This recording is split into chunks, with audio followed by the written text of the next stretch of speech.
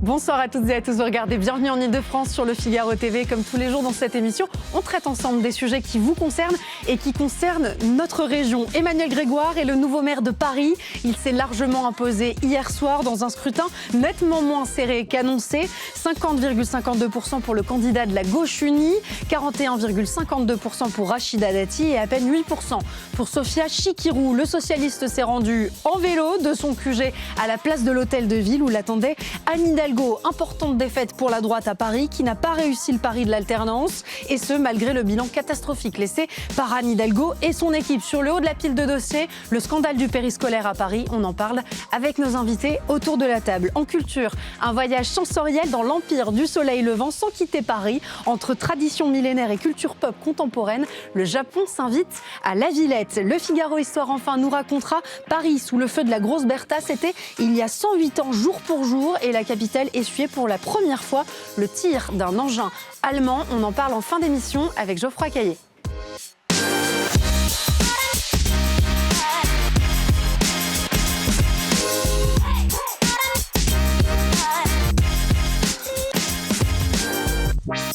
Photo déjà symbolique d'une nouvelle victoire de la gauche à Paris. Emmanuel Grégoire sur un Vélib se rendant de son QG de campagne à la place de l'Hôtel de Ville en faisant le V de la victoire pour y rejoindre Anne Hidalgo et de nombreux soutiens. La maire sortante l'y attendait, tout sourire et l'a accompagnée jusqu'à l'estrade où elle lui a remis les clés de la ville. Continuité donc pour Paris alors que le désir d'alternance était là, il était réel, sincère et les priorités des Parisiens différentes des choix d'Anne Hidalgo. On va parler de ces résultats avec nos invités autour de la table. Guillaume Tabar, merci beaucoup d'être avec nous, rédacteur en chef et éditorialiste politique pour le Figaro. Richard Furin, journaliste au service politique pour le Figaro également. Brice Sokol, vous êtes politologue, bonjour, spécialiste des territoires. Et avec nous également Stéphane Fournier, vous êtes analyste chez Cluster 17 et doctorant en sciences politiques. Je me tourne vers vous, Guillaume Tabar. Vous avez suivi cette soirée électorale avec nous sur le Figaro TV.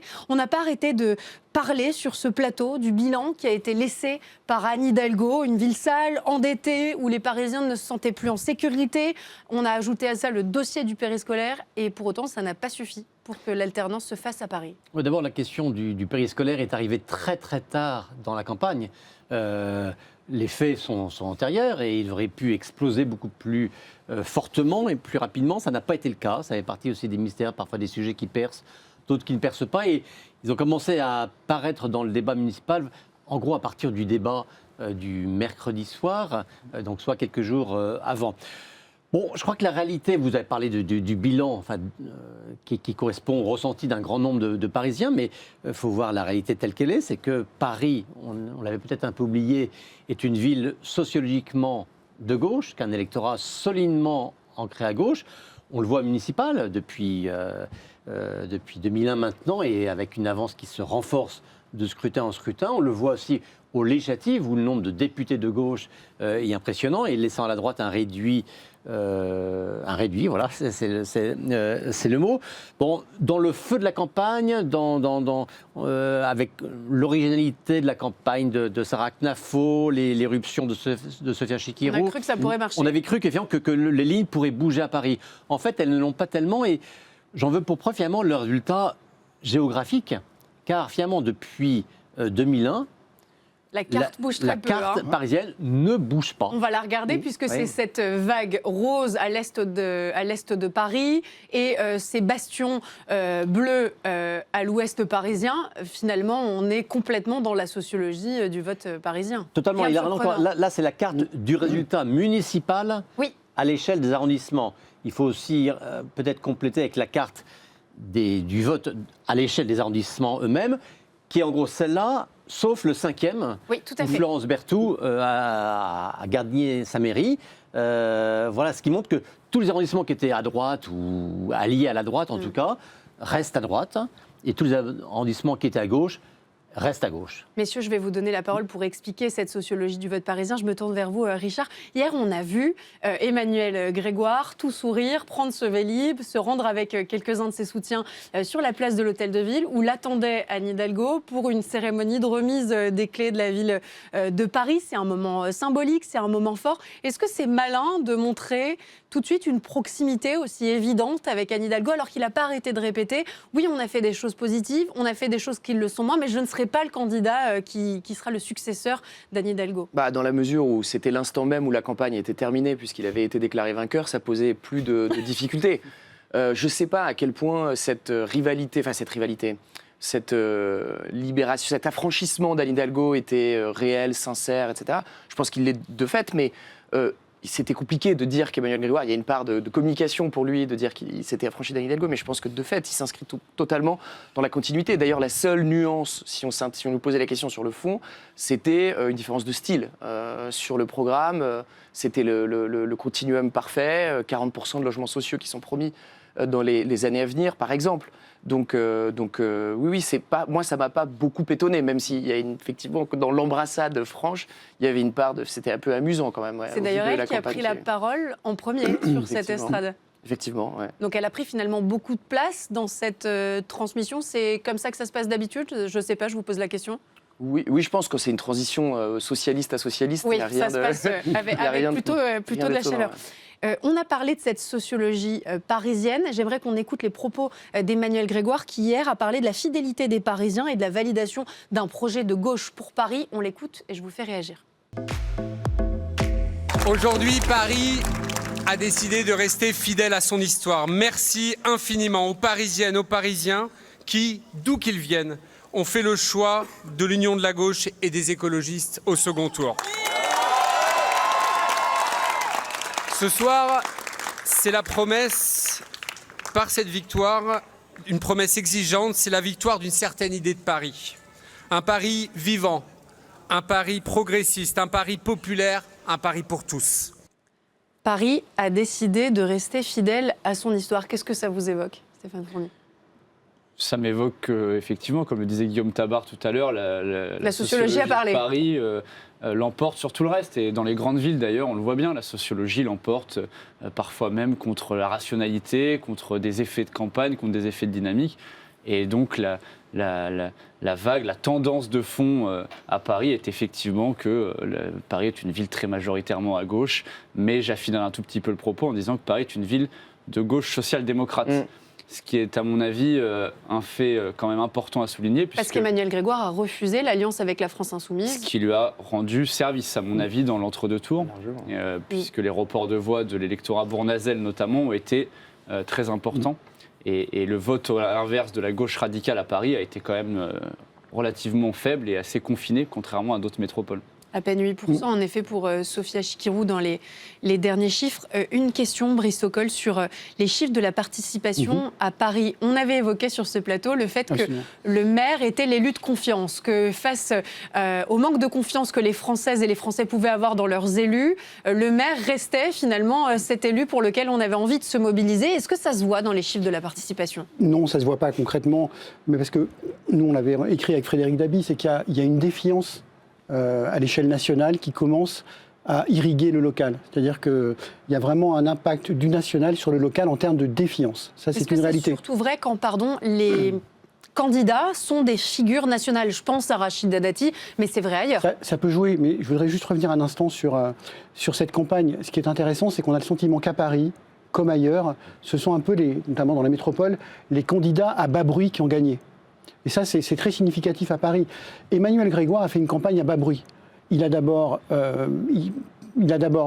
arraché l'investiture au PS contre l'avis d'Anne Hidalgo, vous vous souvenez ? Et contre Rémi Féraud, qui était le choix d'Anne nommé par Anne Hidalgo. Dans un deuxième temps, il a eu l'intelligence de faire une première alliance. Voilà, l'alliance des gauches, avec les Verts, évidemment, et avec les communistes, sans les insoumis. Donc une alliance qui lui a été utile dès le premier tour. Et cette alliance de premier tour lui a servi aussi de dynamique pour le second, avec, tactiquement, là aussi, il a encore bien joué, puisqu'il ne s'est pas associé à l'extrême gauche dans ce second tour. Donc, une campagne à bas bruit, une personnalité qui, finalement, a su à la fois si vous voulez, assumer l'héritage d'Anne Hidalgo et en même temps essayer de montrer une petite différence dans le style et dans la forme. Mais la vraie question aujourd'hui... Mais on ne pensait pas que ça allait suffire. Enfin, quand on voyait les sondages, quand on voyait les thèmes de campagne sortir, la priorité donnée à la sécurité par les Parisiennes et les Parisiens, on se disait, ça ne va pas marcher. C'est le décalage entre les thèmes et la tactique électorale. Okay. Voilà, et la sociologie. Quand vous associez sociologie et tactique électorale, quels que soient les thèmes qui sont portés, évidemment le thème de l'insécurité, le thème de la propreté, le thème de la dette, on n'a pas beaucoup parlé de la dette, mais c'est un vrai sujet à Paris. Ces sujets ont été un peu oubliés aux dépens de la forme et de la tactique. Et c'est une des conséquences, me semble-t-il, aussi pour lesquelles Emmanuel Grégoire a gagné. Mais dernière chose, moi, ce que je me pose la question aujourd'hui, est-ce qu'Emmanuel Grégoire est le fils, spirituel d'Anne Hidalgo ou de M. Delanoë? Et là, ça va être intéressant de voir comment il gère ses premières semaines et ses premiers mois de mandat. Une réaction peut-être sur la question que pose Brice Sokol? Oui, d'autant que c'est vrai que pendant la campagne, on a vu Emmanuel Grégoire rechercher la présence physique de Bertrand Delanoë, qui est venu le soutenir à plusieurs reprises. Alors même qu'au début, Bertrand Delanoë avait quelques mots aimables pour Pierre-Yves Bournazel, mais je pense que ces mots aimables ont permis de faire la passerelle entre les deux candidats, en tout cas entre les deux électorats. Et on parlait tout à l'heure de la scène d'embrassade que Richard nous décrivait. Moi, elle me faisait penser à deux choses, enfin, elle me rappelait deux choses. Un, la victoire de Bertrand Delanoë en 2001, où il y avait eu ce même symbole des clés. Alors là, cette fois-ci, c'était une alternance. Jean Tibéry était maire sortant, battu. Philippe Séguin, candidat officiel, battu également. Et après 24 ans de chiracisme, il y avait vraiment... Ça y est, on a maintenant les clés de l'hôtel de ville. Il y avait ce côté de revanche. Là, c'est plutôt un symbole de continuité, mais on brandit toujours ce même outil des clés. Ça, c'est le premier symbole. Tout petit symbole, on parlait du Vélib, c'est assez habile. Peut-être que ça va enfin fonctionner. Signalons juste qu'Emmanuel Grégoire a pris un Vélib électrique, ce qui est quand même plus simple qu'un Vélib. Ah, ben là, c'était... Tous les symboles comptent en politique, je l'ai compris maintenant. Croyez-moi, on se rend compte de la différence entre les deux. Bon, mais sinon, voilà, c'est-à-dire que et cette scène d'embrassade, cette scène de liesse commune, elle n'avait pas eu lieu entre Bertrand Delanoë et Anne Hidalgo. Et on se souvient même, j'ai entendu à plusieurs reprises Bertrand Delanoë se plaindre amèrement que dès le soir de sa victoire, Anne Hidalgo avait oublié celui qui avait fait reine. Absolument. Et là, quelque part, on enjambe un peu les deux. Donc, bien sûr, tout le monde se réconcilie que la victoire, forcément, tout le monde est content dans un camp donné. Donc, Anne Hidalgo permet de dire, voyez, c'est mon mandat qui a été validé, puisque ce sont les miens qui ont gagné. Et en même temps, voilà, Emmanuel Grégoire cherche un peu à élargir les choses. La vraie question sur cette campagne, c'est est-ce que ça a été le rejet d'un projet ou le rejet d'une personnalité? Je pense que le sujet, il est là aujourd'hui. Est-ce que Rachida Dati était ou pas la bonne candidate? Est-ce que les alliances de second tour, avec à la fois M. Bournazel et Mme Knakfo, sur le papier, c'était l'alliance des partis, mais on voit bien que les électeurs n'ont pas suivi. Donc, question de personnalité, question d'alliance et question peut-être de la manière dont cette campagne, on va peut-être en parler tout à l'heure, a été conduite par Rachida Dati. J'aimerais qu'on parle après de cette union des droites. Je vous pose simplement une question, Richard Fleurin, sur le choix qu'a fait Emmanuel Grégoire de ne pas prendre la main tendue de Sophia Chikirou. On sait que ça lui a été favorable. Est-ce que, aussi, au niveau de la stratégie du report de voix, il a convaincu beaucoup d'électeurs de Pierre-Yves Bournazel? Et si oui, qu'est-ce que ça veut dire? Manifestement, oui. Et je pense que ça faisait partie du plan, comme vous l'avez dit. C'était un plan tactique. Vous savez, Emmanuel Grégoire, il veut être candidat à la mairie de Paris depuis très longtemps. Il connaît Paris extrêmement bien. Et moi, j'ai des conversations avec lui depuis un certain temps. Et il m'avait expliqué très tôt plusieurs choses. D'abord que s'allier avec LFI dans une ville comme Paris, ça ne fonctionne pas électoralement. C'est pas qu'une question de conviction, c'est aussi une question de stratégie. Bien sûr, mais c'est d'abord une question de stratégie politique, mais on peut lui en vouloir. C'est après tout son rôle et son métier, si je puis dire. Finalement, il a fait le bon choix. Et il a fait le bon choix à condition, pour lui, la condition sine qua non, c'était de réunir une alliance très large des gauches au premier tour, ce qui était assez inédit et historique à Paris, ce qui lui permettait de constituer, vous l'avez déjà souligné, une large avance au premier tour et donc susciter un vote utile, y compris dans l'électorat d'extrême gauche, comme on dit aujourd'hui. Ce que je veux dire aussi, c'est que très tôt, ils avaient anticipé que l'irruption à Paris d'une personnalité de stature nationale comme Rachida Dati ne fonctionnait pas. Et il citait le précédent Nathalie Kosciusko-Morizet, qui en 2014 avait perdu, alors qu'elle était, à l'époque, elle avait une stature nationale beaucoup plus importante qu'Anne Hidalgo. Et très tôt, Emmanuel Grégoire avait dit, et aussi dans son équipe d'ailleurs, Rémi Féraud, Anne Hidalgo elle-même, expliquaient que c'est pas parce que Rachida Dati avait cette grande posture internationale qui était très connue, qui a été capable de générer des clics sur les réseaux sociaux, que ça allait marcher. que ça allait fonctionner, parce qu'en fait, à la fin des fins, les déterminants des Parisiens, c'est des considérations très locales. Justement, quel est le candidat qui aurait pu battre Emmanuel Grégoire? On a entendu parler de Michel Barnier, on a entendu parler de Gabriel Attal un temps. Est-ce que ça aurait fait la différence? C'est difficile de faire le match après le match, mais ce qui est sûr, c'est que Rachida Dati était visiblement pas une bonne candidate, au moins pour 2 raisons. La première raison, c'est qu'elle est extrêmement clivante.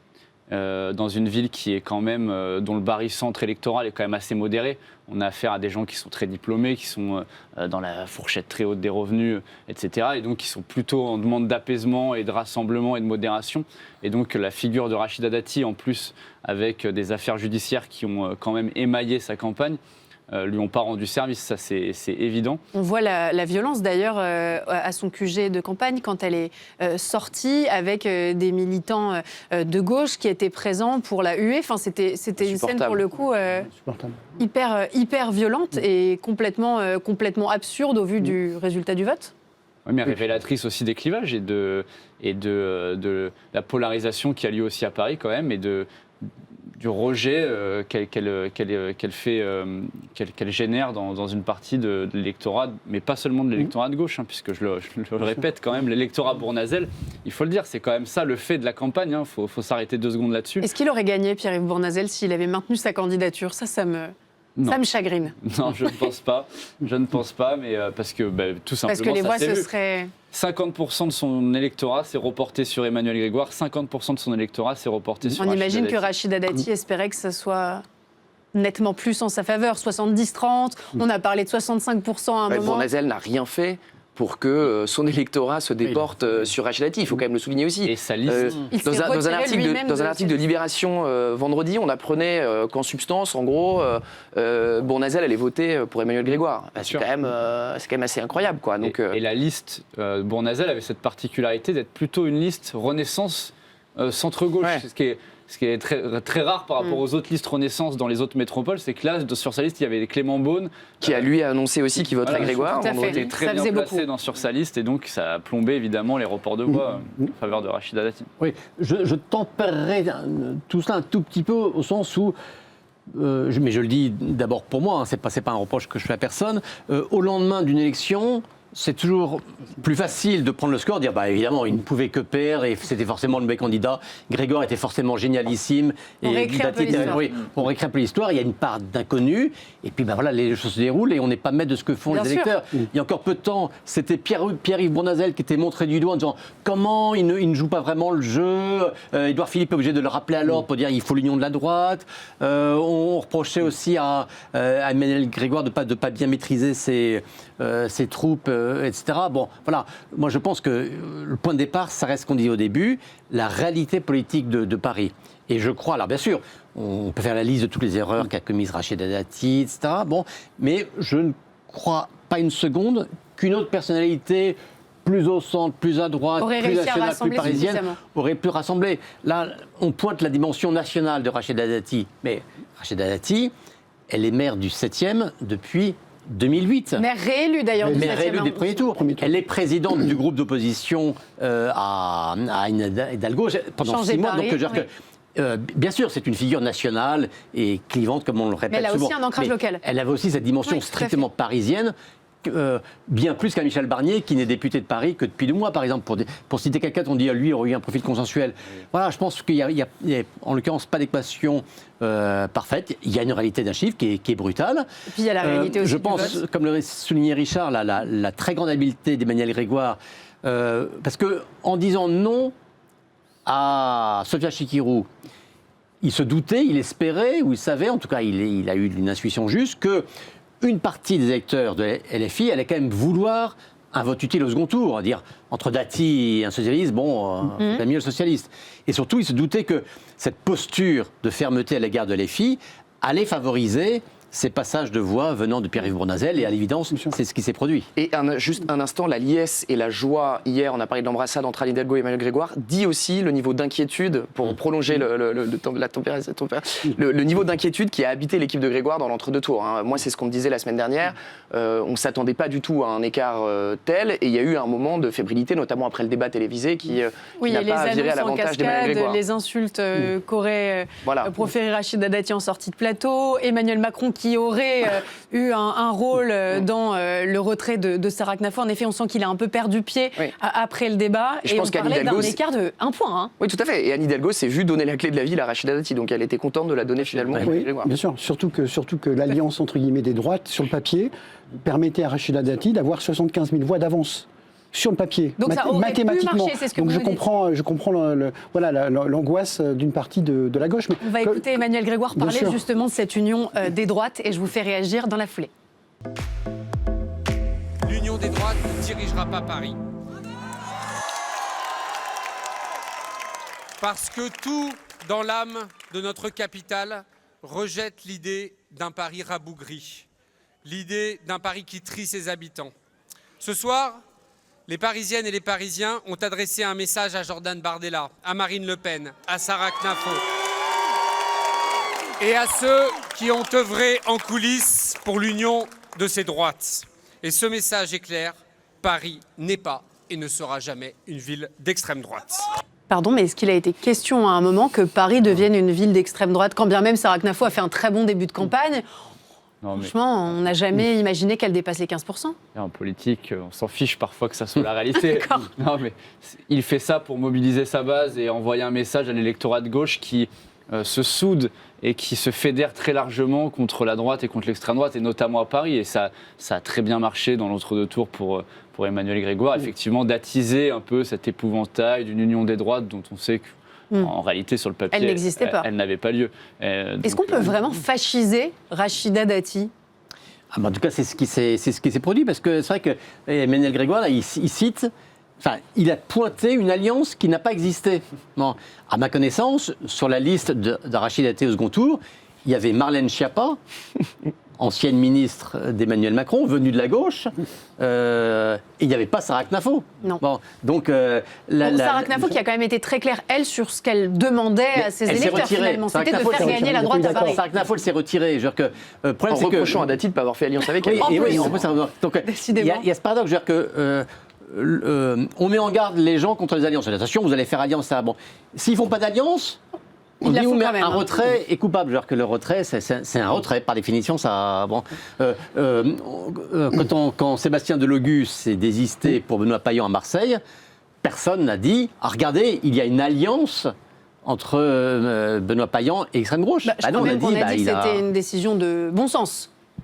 Oui, c'est même symétrique. Sarah Knafo a fait un score décevant par rapport à ses espoirs, un score élevé par rapport elle n'existait quand même pas dans le paysage politique. Elle n'existait pas dans le paysage politique avant, donc elle a réalisé une véritable performance électorale, mais en deçà de ce qu'elle espérait, et surtout en deçà d'un seuil qui lui aurait permis ou qui aurait obligé Rachida Dati à négocier plus avant. Mais je pense que, je pense qu'aussi c'est un message adressé à l'extrême gauche. C'est-à-dire que je pense qu'il a le message d'Emmanuel Grégoire aussi. Okay. Voilà, en montrant du doigt cette droite soi-disant fasciste, etc. Ici, Jordan Bardella, Marine Le Pen et Sarah Knafo. C'est aussi une manière d'essayer pour lui, parce qu'il a bien compris que LFI continue à gagner des parts de marché à Paris. C'est-à-dire qu'ils ont, je crois que sur les 18 parlementaires parisiens, il y en a aujourd'hui 11 députés à gauche, et sur les 11, il y en a 4 ou 5 qui sont LFI. Oui, c'est important. Donc ça, il a compris qu'en fait, il devait intégrer dans son discours, et peut-être dans sa gouvernance demain, les intérêts des LFI. Je pense que ce discours s'adresse aussi, c'est un discours d'union de l'ensemble des gauches à Paris. Et sur la fascisation de l'adversaire, bien avant l'alliance avec Sarah Knafo, la gauche municipale à Paris ne cessait de comparer Rachida Dati à Donald Trump. On en a déjà beaucoup parlé sur ce plateau bien avant la campagne municipale. Donc je veux dire, c'est un motif récurrent de fasciser manifestement comme ça son adversaire. Sarah Knafo, elle n'a pas caché sa déception. Elle s'est exprimée sur France 2 hier. On l'écoute. Ma grande tristesse, dire ma tristesse, puisqu'on peut féliciter de manière républicaine Emmanuel Grégoire qui est réélu. Moi, je vous avoue que j'ai pas envie de faire ça ce soir. Je suis très triste pour les Parisiens. J'avais accepté un grand sacrifice en désistant ma liste. J'espère maintenant que ceux qui seront élus seront de bons opposants, que ce ne sera pas les vacances, qu'ils ne chômeront pas, qu'ils seront présents au Conseil de Paris pour s'opposer à cette municipalité socialiste qui reprend le pouvoir avec un programme communiste, rappelons-le, qui a pour ambition 40% de logement social à Paris, donc un drame pour Paris. Ça ne va pas être les vacances pour les opposants. En tout cas, c'est ce que souhaite Sarah Knafo, qui aurait pu faire partie de ses opposants en maintenant sa liste. Exactement. Et c'est un pari qu'elle a fait qui est audacieux, qui sera peut-être perdant parce que Elle parle de sacrifice. Elle aurait pu s'ancrer et prendre rendez-vous justement et être l'opposante numéro 1. Elle dispose d'une surface médiatique très forte, d'un électorat quand même aussi important. Elle s'exprime très bien, c'est une très bonne communicante. Oui, et dans les arrondissements de l'Ouest, elle a fait des scores très très forts dans des bastions de la droite. Donc elle aurait pu prendre rendez-vous dans ces temps. Et de fait, en étant hors du conseil municipal, ça va être quand même plus compliqué pour elle. Alors, elle siégera au conseil d'arrondissement du 16e. Bon, maigre consolation. Et finalement, deux des acteurs importants de ce premier tour ne sont pas au conseil de Paris. Pierre-Yves Bournazel et Sarah Knafo. Parce qu'en se désistant, elle a accepté de ne pas y rentrer. Et Pierre-Yves Bournazel, parce qu'en se retirant lui-même malgré la fusion, a accepté de quitter le Conseil de Paris où il était jusqu'à présent. Est-ce que Rachida Dati va rester cette figure d'opposition ? On connaissait ses prises de bec régulières entre Anne Hidalgo et Rachida Dati, ses conseils de Paris ultra musclés. Est-ce que ça va être pareil avec Emmanuel Grégoire ? Ce qui est sûr, c'est qu'il faudra bien un patron ou une patronne au groupe d'opposition à Emmanuel Grégoire. Ça peut être Sylvain Maillard ? Ça peut être Rachida Dati. Quand même, bien sûr. Il ne faut pas oublier que Sylvain Maillard, avec un certain nombre de membres de Renaissance, avait fait le choix de soutenir Rachida Dati, mais ils sont minoritaires sur la liste. Les élus au Conseil de Paris de l'opposition sont majoritairement des élus de droite. C'est eux qui devraient animer cette opposition. Voilà, maintenant, on va voir qu'il y a aussi la question du souhait personnel de Rachida Dati. Est-ce qu'elle veut poursuivre le combat ou pas ? Ça fait 2 fois qu'elle est tête de liste à Paris. Bon, vous savez, Philippe Séguin était tête de liste une fois, il n'y est pas retourné 2 fois. Bon, en plus, le malheureux, il est mort après, donc ça, la question ne se posait plus. Mais Françoise de Panafieux était tête de liste une fois, elle ne l'a pas été 2. NKM a été tête de liste une fois, elle ne l'a pas été 2. Rachida Dati en est déjà à sa deuxième tentative. Est-ce que la droite va renouveler ses têtes ? C'est une question. Surtout que simultanément, on constate que finalement ceux qui ont bien tenu et ceux qui ont été réélus haut la main, ce sont les maires d'arrondissement de droite qui, eux, sont là depuis 1, 2, 3, parfois 6e mandat, je crois, pour Jean-Pierre Lecoq. Non, dans le 6e, c'est ça ? Jean-Pierre Lecoq est devenu formellement maire, effectivement, au détour des années 2000. Il y a le maire du 15e aussi. Et Philippe Goujon, Philippe Goujon. Donc eux se sont maintenus et restent ces maires d'arrondissement LR, finalement. Voilà, oui. Bon, mais donc, c'est à gauche qu'il y a de la nouveauté avec David Béliard et Lucie Castet. Lucie Castet dans le 12e et David Béliard dans le 11e arrondissement. Mais ce qui est intéressant, c'est qu'en fait, Rachida Dati avait porté cette loi PLM, pensant que cette loi PLM lui serait favorable. Et c'est vrai qu'on regarde Paris, Lyon, Marseille, finalement, ça n'a rien changé. Et peut-être on s'est trompé, elle a peut-être cru, ou on a peut-être cru qu'on allait avoir une campagne d'incarnation. Campagne incarnée, médiatisée. On y a cru un temps quand même. Et finalement, on a vu sur les réseaux sociaux le succès de la campagne de Sarah Knafo et des pastilles. On en a parlé ici de cette campagne d'incarnation. Et finalement, c'est la campagne à bas bruit qui a gagné. Donc c'est quand même à relever. Et dernièrement, ce que vous disiez, la stabilité des maires d'arrondissement. C'est-à-dire que moi, j'ai vu beaucoup de maires d'arrondissement qui m'ont dit « mais nous, on a fait une vraie campagne ». Comme si nous étions en province, une campagne de proximité. Et ils ont été réélus. Un dernier dossier très important, celui du périscolaire parisien. Tous les candidats s'étaient engagés dès le premier jour de leur mandature à prendre ce dossier à bras-le-corps. On imagine qu'Emmanuel Grégoire va être particulièrement scruté sur le sujet. Ça va être quoi la temporalité espérée, en tout cas, pour scruter cette avancée du dossier du périscolaire ? Le plus vite possible, je pense, du côté d'Emmanuel Grégoire, en tout cas. Je caricature, mais ça peut être aujourd'hui, demain ? Non, je pense que là, il y a le Conseil de Paris qui doit officiellement introniser Emmanuel Grégoire. Après, il devra choisir un exécutif, avec notamment une première adjointe, puisqu'on sait déjà que ce sera une femme. Mais ça sera Lamia Larage ? C'est pas certain, non. Okay. Il explique qu'il laisse dans son sillage, évidemment, qu'il peut offrir aujourd'hui une place de première adjointe, ce sera une femme, mais il y a aussi une circonscription qu'il laissera bientôt. Enfin voilà, il y a plusieurs choses. Okay. Je crois que Lamia El Harraj était tentée de rejoindre le Parlement. Je ne fais pas d'annonce, etc., mais ça faisait partie de... Trop tard. De ses... Non, elle est tentée, je ne dis pas qu'elle veut le faire, mais voilà. Donc on verra, mais je pense que très très vite, aussitôt que les choses pourront être faites, il mettra ce dossier sur sur le haut de la pile. Voilà. S'il ne le fait pas, s'il tarde à le faire? Vous savez, là, il y a la focalisation sur l'élection. Une fois l'élection est passée, elle est passée. Bien sûr, il y a un devoir d'agir, il y a un devoir de répondre à des dossiers urgents, et celui-là, évidemment, vu Il est particulièrement vu sur urgent. le côté, en plus qui touche à la vie concrète des familles parisiennes, etc., c'est un sujet urgent et sur lequel il y a une vraie nécessité d'explication. Et moi, je suis quand même surpris que ce dossier n'ait pas plus marqué dans cette campagne municipale. Voilà, je trouve qu'Emmanuel Grégoire... Ce que je voulais dire, c'est en gros, Emmanuel Grégoire, il a intérêt à être très bon sur ce dossier, et très vite. Oui, parce qu'il y a la colère des parents qui, elle, pour le coup, même si la focale des caméras change, la colère, les parents sont extrêmement remontés. Hein, Il va falloir faire œuvre de transparence, absolument, sur ce dossier. Ça peut être un boulet, ça peut être un boulet qui émaille son mandat de manifestation, de colère, de rejet, etc. Et donc, c'est un sujet qui va être inflammable, évidemment. Et qu'on suivra évidemment dans l'émission. Merci beaucoup à tous les quatre pour ces discussions autour de cette élection à la tête de la mairie de Paris, Emmanuel Grégoire, qui l'emporte donc largement. Merci à tous les quatre et on passe tout de suite à l'entretien culture. Merci. Bon courage. Merci. Salut, merci. Culture pop contemporaine, le Japon fascine autant qu'il intrigue. À la Villette, l'exposition immersive Passion Japon propose un véritable voyage sensoriel au cœur de l'archipel, et ce, sans quitter Paris. Sur plus de 2000 m², le visiteur déambule dans un quartier traditionnel de Kyoto, puis dans les néons de... Non, je m'en mêle. Kyoto, Tokyo, décidément. Et la sérénité, bien sûr, d'un jardin zen, avant de plonger dans un univers visuel où les estampes sont magnifiques et elles prennent vie grâce aux technologies numériques ultra innovantes dont on va parler également avec vous, Sandrine Marel. Merci beaucoup d'être en plateau. Vous êtes directrice de Caramba. Avant même d'entrer dans le détail, j'ai envie de vous demander pourquoi est-ce que le Japon nous fascine autant? Ça vient d'où? Comment est-ce qu'on l'explique? Alors, j'ai une petite théorie. Oui. Qui est qu'effectivement, nos deux sociétés sont deux pays, deux sociétés très différentes. Et en réalité, nos points communs, à mon avis, c'est à la fois notre attachement à nos cultures ancestrales, que ce soit les cultures françaises, européennes ou les cultures japonaises, et je crois le goût pour la culture et la gastronomie. Je pense que le point Une gastronomie... certaine idée de l'art de vivre et de la culture. Exactement. Donc on se rejoint, on est très différents, mais on se rejoint sur ces points qui comptent. Je précise que c'est une passion persistante quand même pour le Japon en Europe. Il y a déjà ce mouvement du japonisme au 19e siècle. Monet et Van Gogh qui découvrent les estampes.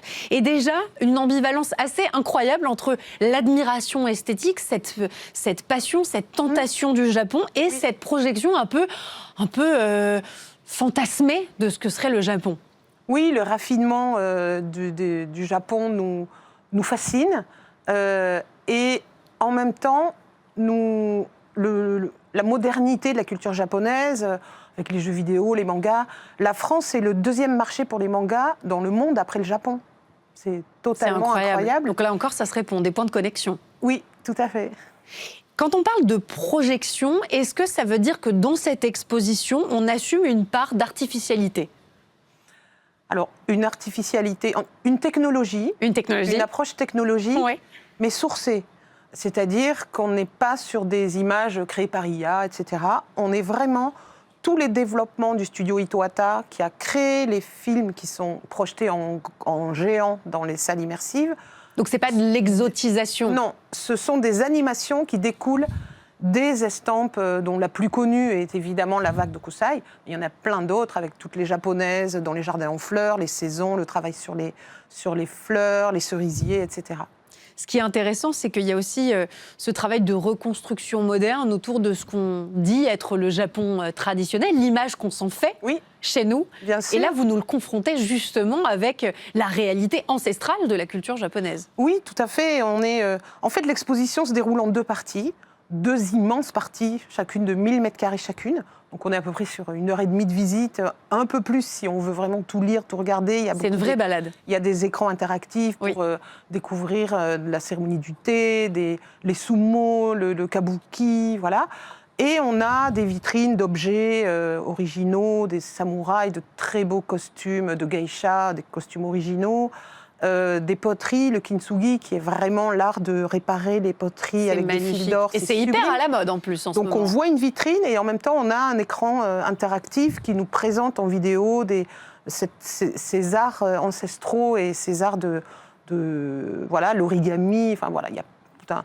Et pour ponctuer cette visite qui est assez classique finalement, on est immergé dans des décors, on reconstitue un salon pour la cérémonie du thé, on reconstitue un hôtel capsule, ça c'est très fun parce que on laisse volontairement 2 petites chambres ouvertes, donc les enfants peuvent s'y glisser. Les adultes, pas trop parce que c'est vraiment étroit.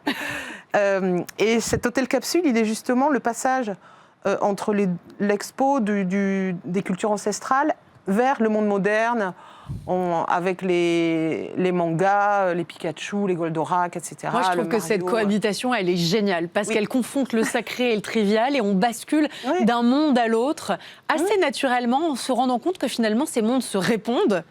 Oui, tout correspond à la société japonaise, en réalité. Et ça nous donne une idée à chaque fois du Japon. Oui, et on apprend beaucoup de choses. C'est vrai qu'il y a beaucoup à lire, beaucoup à regarder sur les vidéos, etc. En même temps, on s'amuse dans ces décors. Il y a toutes les rues avec les restaurants, la petite street food, comme on dit, est reconstituée, voilà. Et puis on rebascule dans un temple zen. On a un petit temple zen, on a un Bouddha, on a un arbre à vœux. Un arbre à vœux qui est vraiment formidable parce que c'est très révélateur de la culture des Japonais qui s'appuie beaucoup sur la notion de fortune au sens de chance. Plutôt, oui. Voilà, donc on connaît les fortune cookies et c'est vrai qu'on a cet arbre à vœux qui est vraiment un des passages un peu interactifs où on peut écrire son petit vœu et voilà.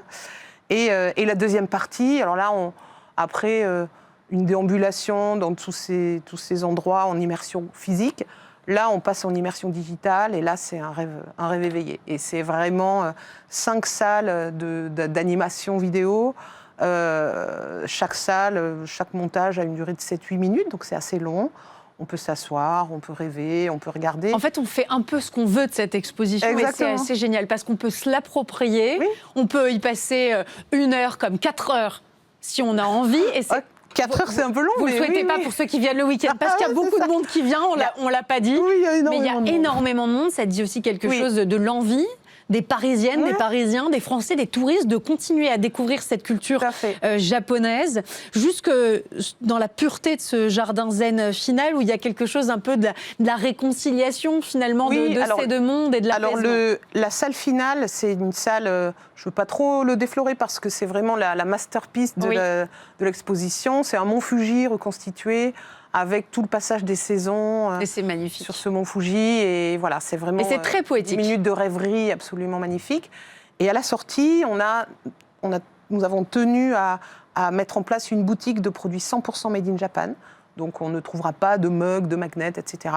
On est vraiment sur des objets, des kimonos traditionnels, de très beaux objets, des kobis, tout un tas de petits objets, des petits carnets, voilà. Donc on reste encore dans cet univers 100% japonais. Voilà. Et à l'extérieur, si on a un petit creux, une équipe de restauration, elle aussi 100% made in Japan. En fait, c'est des structures qui travaillent à la Japan Expo chaque année, qui travaillent dans beaucoup de foires, beaucoup d'événements japonais en Europe, qui nous font le plaisir de s'installer et d'offrir à nos visiteurs une poursuite d'expérience. Quand je parlais d'expérience sensorielle, j'avais pas tort. Là, on a tous les sens, tout à fait. Vous avez parlé de ces technologies immersives qui permettent de créer ce sentiment absolument incroyable de voyage au bout de la planète, alors qu'on n'a pas quitté Paris, des projections, des sons spatialisés, des décors à échelle réelle. Est-ce que c'est encore une exposition où là, on est carrément dans une expérience, dans la scénarisation, dans du spectacle ? Oui, on n'est pas exactement dans du spectacle vivant, puisqu'il n'y a pas de comédien, etc. En réalité, l'acteur, c'est nous. C'est vraiment notre approche et notre envie, notre déambulation, notre rêverie qui va créer cette impression de voyage. C'est vrai qu'on est particulièrement fiers des salles immersives parce qu'elles sont vraiment magnifiques. Elles sont extrêmement... déjà, elles ont une vraie réalité culturelle, puisque ce sont ces estampes. Et j'ai oublié de dire qu'on a une quarantaine d'estampes originales exposées au fil des salles, ce qui permet vraiment de voir d'où viennent ces images. Et c'est toute la différence avec un montage de projection dans le style 2. Là, on est vraiment dans dans un projet très authentique en fait. Ce qui est intéressant, c'est que là, on évoque aussi la consommation d'images. Et au Japon, c'est parfois une critique qu'on entend, c'est perçu comme une société, une culture de la surface, du visuel, du design. C'est un cliché que vous cherchez aussi à déconstruire, justement, en mettant en parallèle ces objets, ces rapports à la culture ancestrale, ces manières de fonctionner, de faire, de dire, de consommer, de voir. Oui, c'est le Japon. On présente le Japon d'hier, le Japon éternel, le Japon d'aujourd'hui. Et un petit peu le Japon de demain, avec ce fameux studio Itohata qui a créé tout cet environnement immersif. C'est quasiment leur premier projet en Europe. C'est un très gros studio qui travaille énormément dans toute l'Asie, Japon, Corée, etc. Et on est très fiers d'être leur partenaire pour cette première venue en France de leur studio et de leurs équipes. On critique parfois la culture populaire japonaise, les mangas, les cosplays, les animations. On se rend compte aussi que c'est un extrêmement chouette vecteur de promotion pour le Japon. C'est incroyable, c'est un soft power mais infini. Oui. Ah ouais, même pour ceux qui n'aiment pas ça, même pour ceux qui ne connaissent pas. Ceux qui ne connaissent pas vont apprendre énormément de choses. Découvrir. Et ceux qui y sont allés, c'est vrai que j'ai passé ce week-end, parce que c'était le premier week-end, et comme vous le disiez, on a accueilli énormément de monde, on est très très heureux. C'est pour ça qu'il ne faut pas rester 4 heures, pardon, je retire. Non, mais 2 heures, 2 heures et demie, ça va. On a accueilli plus de 2500 personnes par jour ce week-end, et avec des personnes qui restaient énormément autour, etc. Et c'est marrant, parce que les personnes qui connaissent mal le Japon le découvrent, apprennent des choses, etc. Et les personnes qui sont allées, qui connaissent bien, le retrouvent. Et ça, c'est super. Et se trouvent ça veut dire que le pari est réussi, j'imagine, de votre côté. Nostalgique, et voilà. Donc oui, on a le sentiment que le pari est réussi. On est très, très heureux. Oui, on n'est pas uniquement dans une projection, certes esthétique, mais un peu fantasmée de ce qu'est le Japon. Ceux qui y sont allés vous disent...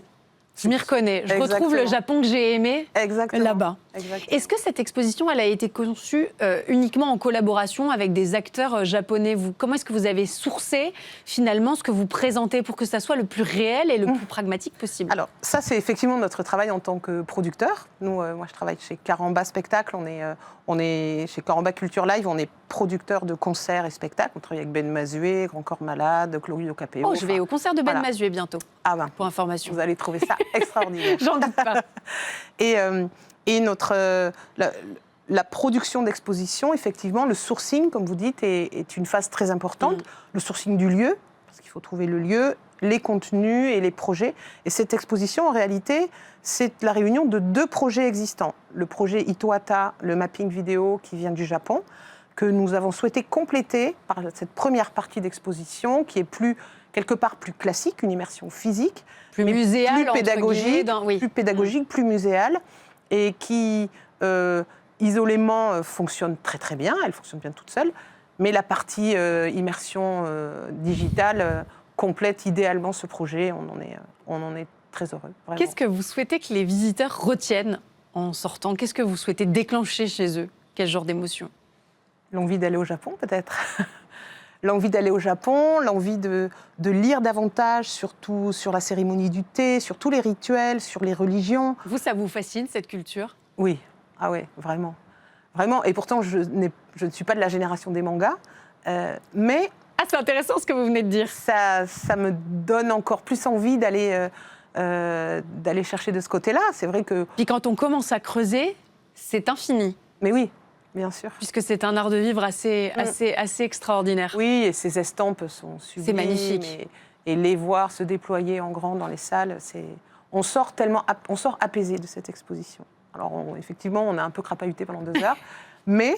on a été actifs, on a été maître de sa déambulation et de sa découverte. Moi, je trouve ça assez génial et c'est ce que demandent les visiteurs. Ils ont envie d'être stimulés, ils ont envie d'être accompagnés et ils ont envie de découvrir autrement ces propositions artistiques et culturelles. Oui, et il n'y a pas de la technologie partout. On a une première partie qui est assez... c'est là où il faut. On voit des décors, et c'est la deuxième partie qui nous emporte au niveau technologie, mais sans qu'on ne soit noyé par ça, puisqu'on reste quand même dans un environnement culturel. J'y pars un mois cet été. Alors je vous dirai si c'est comme dans l'exposition, et peut-être mieux encore, puisque quand on se confronte à la réalité d'un pays, on ouvre des portes sur le monde et sur l'inconnu. Merci beaucoup de nous avoir présenté, Sandrine Marel, cette très belle exposition Passion Japon. L'exposition immersive, à la Villette. Un immense merci et à très bientôt. Et on passe tout de suite au Figaro Histoire nous raconte.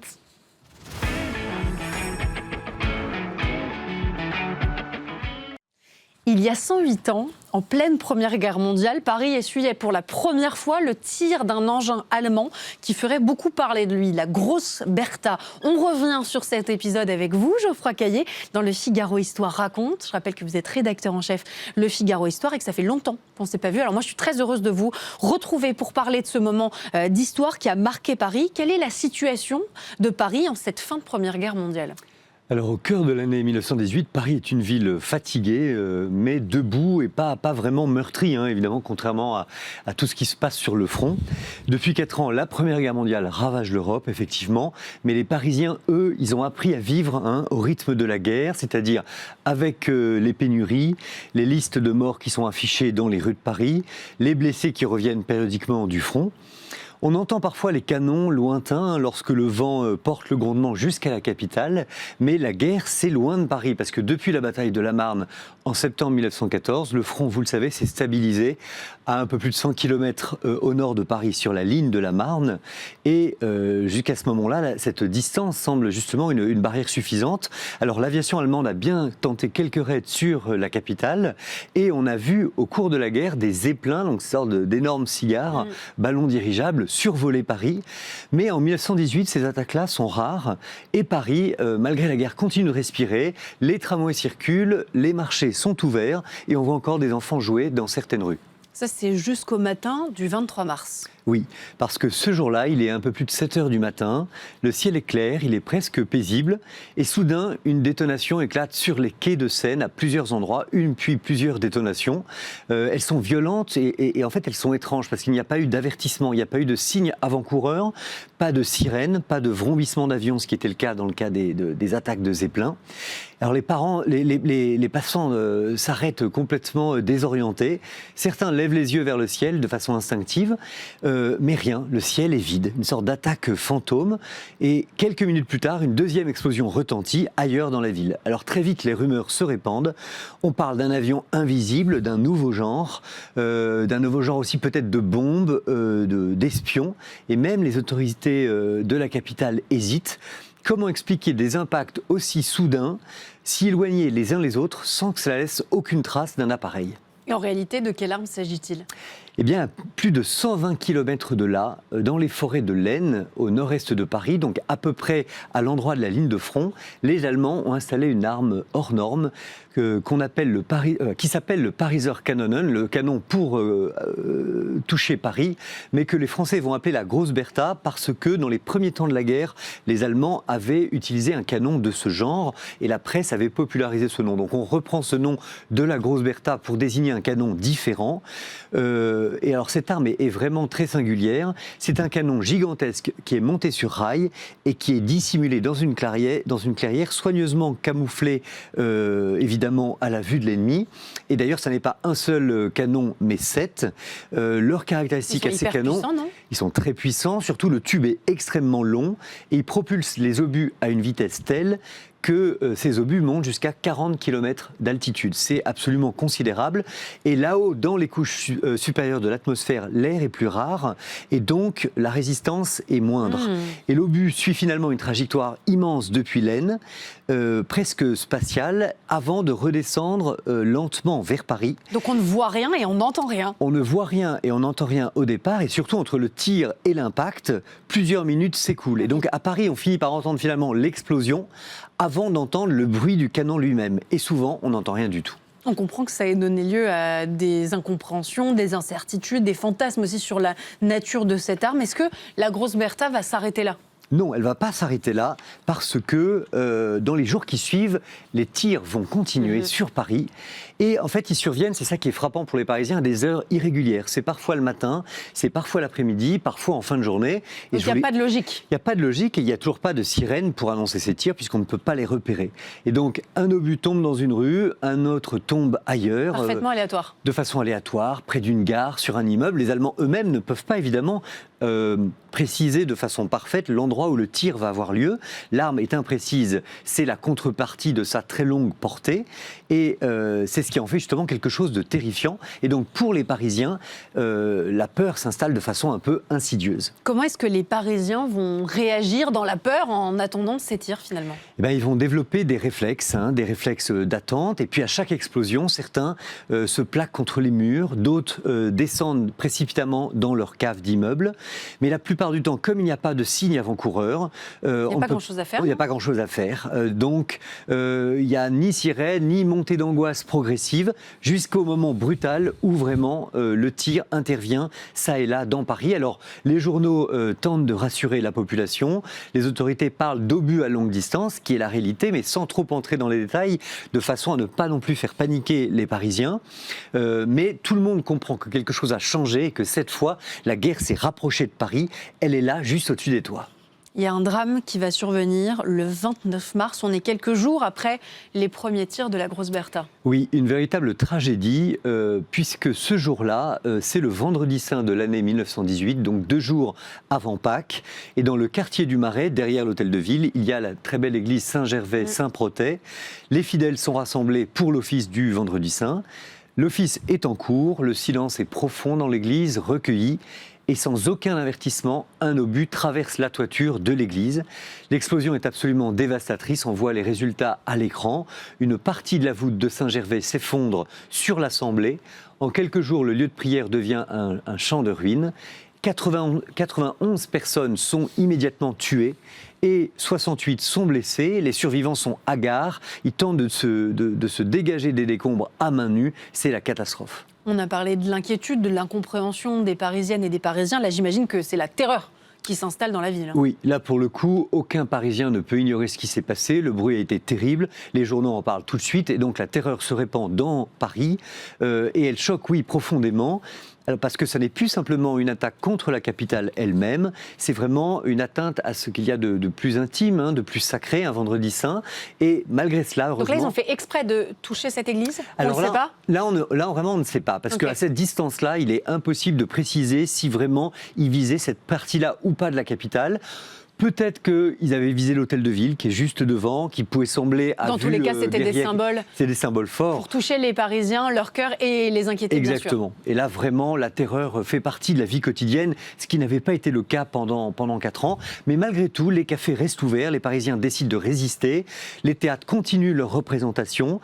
Tous les jours, les journaux publient la liste des impacts, parfois accompagnés de croquis. Et il y a une sorte d'étrange routine qui s'installe, qui prouve qu'on s'habitue toujours finalement à une forme de terreur. On apprend à lire les endroits où sont tombés les obus, comme on lirait la météo finalement. Alors, de nouveaux Parisiens quittent la ville, bien sûr, comme dans les premiers temps de la guerre, mais finalement, la plupart restent, à la fois par attachement, par nécessité ou même par défi vis-à-vis des Allemands. Qu'est-ce que visent, qu'est-ce qu'espèrent les Allemands avec ces tirs ? Il faut démoraliser les Français ? Oui, en fait, l'idée, c'est de démoraliser la population française de façon très large. Et les tirs sur Paris s'inscrivent dans le cadre d'une offensive militaire, pour le coup, qui est celle du printemps 1918. Après 4 ans où la ligne de front n'a pas bougé, les Allemands veulent vraiment donner un coup de collier pour faire évoluer la situation. Et l'état-major allemand espère briser le moral des Français au moment, justement, où les troupes allemandes lancent de grandes attaques sur le front occidental. Donc, montrer que Paris peut être atteint dans ce contexte-là, c'est fissurer la volonté de résistance des Français, aussi bien sur le front que dans la ville. Et la Grosse Bertha, finalement, c'est une arme de guerre psychologique, même si, en réalité, on se rend compte que son effet est limité, parce que oui, la peur existe chez les Parisiens, mais et chaque explosion, finalement, rappelle à quel point la ville peut être vulnérable, mais elle nourrit une forme de résistance silencieuse qu'on va retrouver des années après, lors de la Seconde Guerre mondiale. Et les Parisiens, et c'est là où on voit à quel point la capacité de résistance humaine est incroyable, les Parisiens s'habituent aussi à l'idée que la mort pourrait venir à chaque instant. Quel est le bilan des tirs de la Grosse Bertha? Alors au total, on compte 4 campagnes de tirs qui ont été lancées contre Paris entre mars et août 1918. Donc on est vraiment tout à la fin de la guerre. 367 morts, 367 obus tombés sur Paris qui occasionnent 256 morts et 620 blessés. Des destructions de quelques dizaines d'immeubles également. Mais ces tirs finalement ne changent pas l'issue du conflit parce qu'à l'été 1918, les tirs cessent. Il va y avoir la grande offensive franco-américaine en Argonne, en Champagne. Les armées alliées vont reprendre l'avantage et c'est ça qui va, à l'automne, faire venir finalement l'armistice du 11 novembre. Quels sont les souvenirs que vont garder les Parisiens de cette période particulière et de ces bombardements? Il va rester une mémoire effectivement un peu à part, puisqu'elle est moins visible que celle des tranchées, moins massive que celle des grandes batailles qui ont eu lieu, mais elle est finalement assez troublante. C'est l'idée d'une menace invisible qui est venue de très loin, qui n'a pas de visage, qui n'a pas de bruit immédiat, si ce n'est vraiment au moment où elle s'abat. C'est assez mystique, assez mystérieux. Oui, on a l'impression que ça vient d'une autre planète finalement, cette forme de guerre. Et pour la première fois, la guerre finalement, c'est là où la guerre de 14 a vraiment quelque chose de très particulier. Cette guerre efface la frontière entre le front et la ville. Et dans les rues de Paris, pendant encore des années, parfois les passants lèveront les yeux au moindre bruit venu du ciel. Mémoire forcément traumatique. Merci beaucoup Geoffroy Caillé de nous avoir raconté une page de l'histoire de Paris. On vous retrouve évidemment lundi prochain et moi je vous dis à demain dans Bienvenue en Ile-de-France et je vous souhaite une excellente soirée.